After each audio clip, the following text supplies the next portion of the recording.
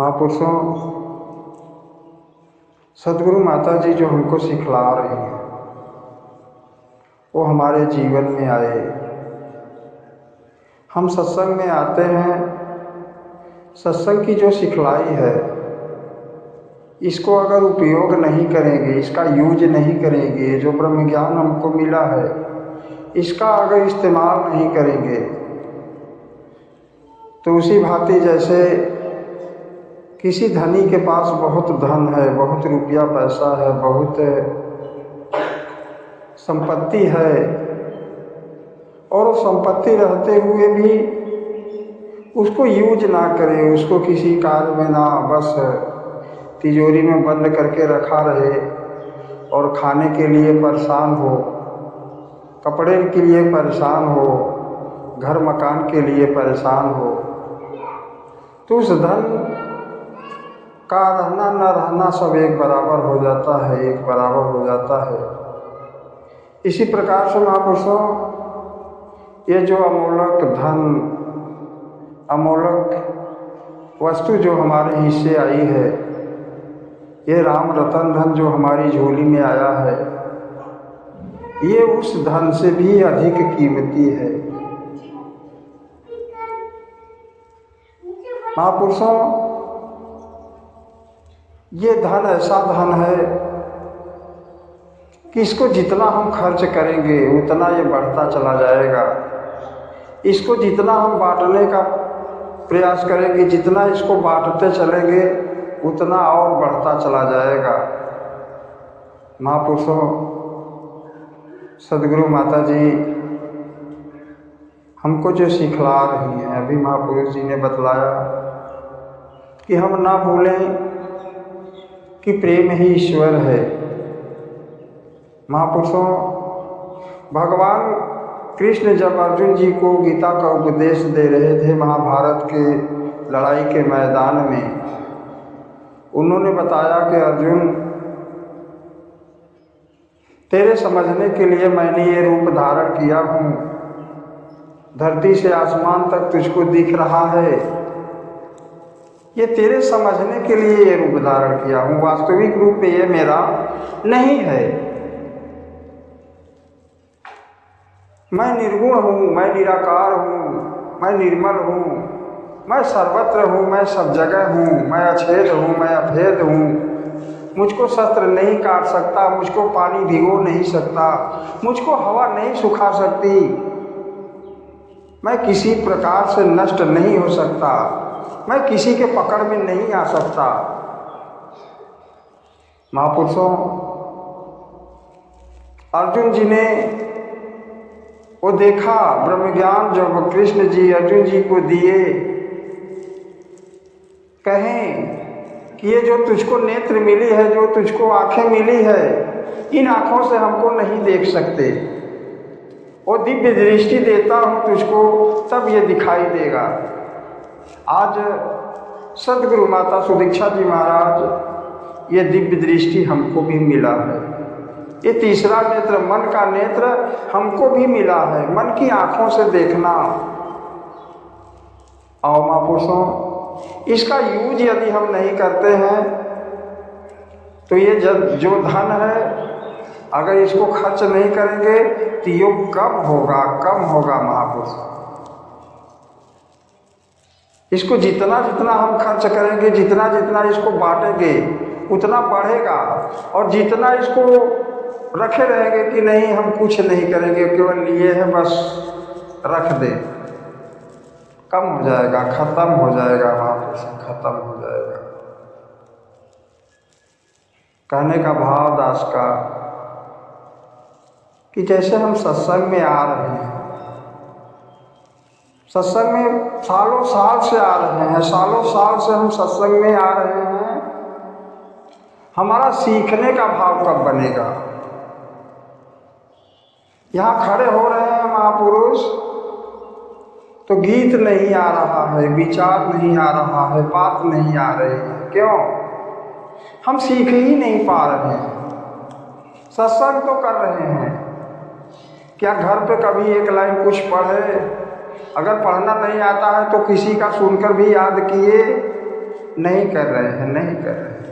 यहाँ से हम अच्छी अच्छी बातें तो सुन रहे हैं, आनंद ले रहे हैं, मज़ा ले रहे हैं। ये मज़ा क्या हमको घर पे भी आ रहा है? क्या हम घर इसको सत्संग को लेकर जा रहे हैं? यहाँ से अगर गए तो जैसे घर से अकेले अगर आए हैं तो घर से और परिवार के लोग नहीं आए तो क्या हम उनको बैठकर कभी शाम को चर्चा हुई इन्हें आज सत्संग में ऐसी बातें हो रही थी, आज सत्संग में महापुरुष ऐसी चीज़ बतला रहे थे, चर्चा हुई? नहीं हुई। जैसे होता है कि अगर बच्चे स्कूल पढ़ते हैं, स्कूल में पढ़ते हैं मगर घर पर आके भी उसको दोहराते हैं, पढ़ते हैं, याद करते हैं तो वो तेज होते हैं, तेज तर्राक होते हैं, वो पढ़ने में आगे निकलते हैं, वो बच्चे कुछ कर जाते हैं। जो बच्चा स्कूल से स्कूल रह जाता है उसका यूज घर पे नहीं करता, फिर वो नहीं पढ़ पाता, नहीं पढ़ पाता। और महापुरुषों, हमको अपने में आत्ममंथन करना है कि हम क्या कर रहे हैं। हम सत्संग घर पे कर रहे हैं कि नहीं कर रहे हैं? घर पे सदगुरु का आइटम चल रहा है कि नहीं चल रहा है? क्या हम किसी का धन्यकार घर पे कर रहे हैं? किसी महापुरुष को महापुरुष समझ रहे हैं कि नहीं समझ रहे हैं? घर पे वही मेरा बच्चा है, मेरा बेटा है, मेरा पति है, पत्नी है, बस यही है कि महात्मा भी हैं। ध्यान महापुरुष लोग बता रहे हैं, संत महात्मा सदगुरु बतला रहे हैं कि यदि हमारा ध्यान इस निराकार की तरफ हो जाए, सदगुरु की तरफ हो जाए, सत्संग की तरफ हो जाए, तो फिर यहाँ खड़े होकर ये नहीं कहना होगा कि प्रभु हमारे ऊपर कृपा करो। जो कुछ हो रहा है ये कृपा ही हो रहा है। अगर हमारी एक एक सांसें चल रही है तो ये मालिक की कृपा ही हो रही है। महापुरुषों, प्यार से कहिए संतों, सदगुरु हमेशा कृपा ही कर रहा है, कृपा ही कर रहा है। अगर ये बात हमको समझ नहीं आ रही तो ये हमारी गलती है। जिस धन वैभव खातिर मानव दौड़ लगाता है, सतगुरु की सेवा से वह धन स्वयं ही दौड़ा आता है। बाबा जी लिखे हैं कि जिसके लिए मनुष्य दौड़ रहा है, ये मानव दौड़ लगा रहा है कि मैं कितना जुटा लूँ। जो धन दौलत, जो सुख के लिए मनुष्य दौड़ रहा है, अगर वो दौड़ संसार के तरफ से होकर सदगुरु की तरफ हो जाए, सत्संग की तरफ हो जाए, तो महापुरुषों वो सुख अपने आप आना है, अपने आप आना है। अभी महात्मा जी बतला रहे थे इतनी सुंदर बातें कि भरोसा तो करना होगा। जैसे डॉक्टर हैं, हमको अगर सेहत हमारी गड़बड़ हो जाती है, डॉक्टर के पास जाते हो तो चाहे जौन दवा देता है, चाहे सुई लगाता है, भरोसा होता है कि नहीं अब हमारा तबीयत ठीक हो जाएगा, ठीक भी होता है। तो सदगुरु के चरणों में हम जुड़े हैं तो सब चीज़ सब जगह से देख कर जुड़े हैं, सब जगह से छांट कर जुड़े हैं। अब कौन सी बात समझना है? गीता से समझ लिए, रामायण से समझ लिए, कुरान से समझ लिए, बाइबल से समझ लिए, जितने महापुरुष संत महात्मा धरती पे आए हैं सबकी बातों से समझ लिए कि ये निराकार, ये परमात्मा है, ये सदगुरु है। तू करता है जगत का, तू सबका आधार, कि तू करता है। सदगुरु ने जब तलिया हिलाया तो ये दिखाया कि ये परमात्मा सामने खड़ा है, ये भगवान मेरा हमारे साथ है और हम इनको छोड़कर दूसरी बातें कर रहे हैं। प्यार से कहिए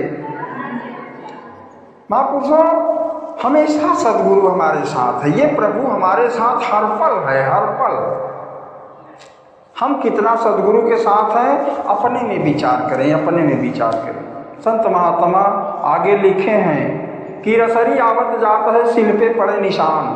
कि रसरी आता है जाता है, जैसे कुआं पे देखे होंगे, अब तो नया नया में कुआं भी नहीं रह गया, पत्थर कट जाता है रसरी आते जाते।